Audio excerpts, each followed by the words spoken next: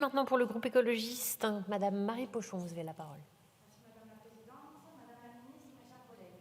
La société que nous voulons est une société dans laquelle, pour réussir, on ne devrait pas avoir besoin de... Alors attendez, chers collègues, il y a un petit problème avec la régie. Il est cassé a priori. Je suis désolée, si vous voulez, voilà, juste ou descendre. Voilà, celui-ci fonctionne. Merci. Merci Madame la Présidente, Madame la Ministre, mes chers collègues. La société que nous voulons est une société dans laquelle, pour réussir, on ne devrait pas avoir besoin de relations ou de fortune, mais d'efforts et de travail. Étrange lettre que nous adressait le chef de l'État le 13 janvier 2019 pour annoncer la tenue du grand débat national, où il semblait désavouer les nominations de son propre gouvernement. L'effort et le travail devraient permettre de réussir, donc. L'effort, le travail. À Davos se réunissent ces jours-ci 5 milliardaires dont la fortune a, ces 3 dernières années, enflé de 14 millions de dollars par heure. Un constat implacable. Les ultra-riches n'ont jamais été aussi riches, alors qu'en France, 90% de la population a vu ses revenus baisser en 3 ans. Les prix augmentent, les marges des entreprises explosent, mais les salaires ne suivent pas et la perte du pouvoir d'achat s'accentue. Plus d'1 demi-million de Français ont basculé sous le seuil de pauvreté en 2021, autant que toute la population de mon département, la Drôme. Chers collègues, en proposant ce débat, le Rassemblement national veut nous faire croire qu'il est le grand protecteur du pouvoir d'achat. C'est faux et facile à prouver. Ils se sont opposés à l'augmentation des salaires, en particulier du SMIC, et ont refusé de voter le rétablissement de l'ISF. D'ailleurs, ils ne sont même plus dans l'hémicycle, c'est dire leur intérêt. L'effort et le travail, donc. Avec votre gouvernement, dont 50% des ministres sont nés à Paris et combien sont millionnaires, vous oubliez tous ceux qui ont des salaires de misère, alors qu'ils travaillent dur et font leur part. L'effort et le travail. Même le FMI le dit désormais. Une augmentation générale du taux des salaires n'affectera pas les prix des marchandises, mais pourrait entraîner une baisse du taux général de profit. Madame la ministre, nous croyons en la politique. La vraie, celle qui agit pour l'intérêt général et cesse ses courbettes aux intérêts des plus grands. Madame la ministre, quand allez-vous indexer les salaires sur l'inflation et donc prioriser l'effort et le travail de millions de salariés sur les profits de quelques-uns?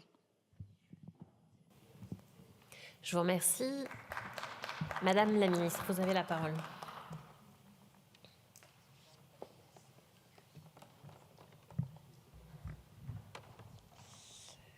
Merci Madame la députée pour votre question.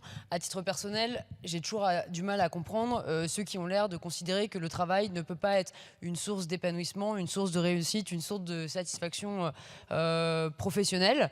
Je pense que et une source également de rémunération. Je crois que c'est aussi des choses par lesquelles un certain nombre de nos concitoyens se valorisent, trouvent de la fierté en accomplissant la profession. Parfois c'est un métier choisi, parfois ça l'est moins, mais je crois qu'on doit valoriser le travail, ceux qui travaillent dur, ceux qui se lèvent tôt pour aller travailler, et c'est aussi le sens de ce qui est au cœur de notre projet. Vous avez évoqué le sujet de Davos et des milliardaires qui se réunissent. Avant tout, j'évoquerai ce que nous faisons concrètement dans le pays pour nos concitoyens.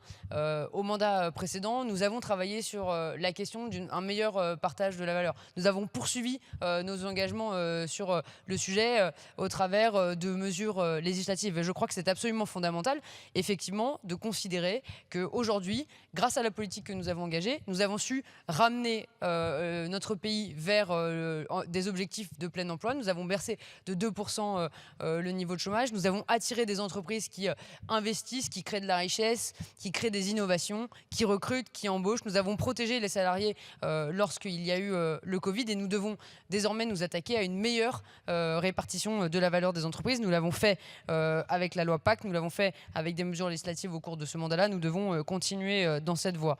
Nous avons su également mettre en place des mesures de protection du pouvoir d'achat lorsque nous avons connu des périodes de crise ou une inflation plus forte. Et enfin, quand même, je crois que même si notre système doit toujours on doit toujours se poser la question de l'amélioration, je crois qu'on peut quand même évoquer le fait que malgré tout, nous avons un système qui permet, même aux salaires les plus bas, d'avoir un mécanisme de protection. Je pense notamment au SMIC. Et enfin, puisque le gouvernement ne doit pas se substituer aux partenaires sociaux, et cette critique nous est régulièrement faite, donc je crois qu'il faut en tirer toutes les conséquences, nous suivons avec attention les négociations salariales qui ont lieu pour justement revaloriser les salaires les plus bas. Je vous remercie. Pour le groupe de la Gauche démocrate et républicaine, Monsieur Yannick Monnet, vous avez la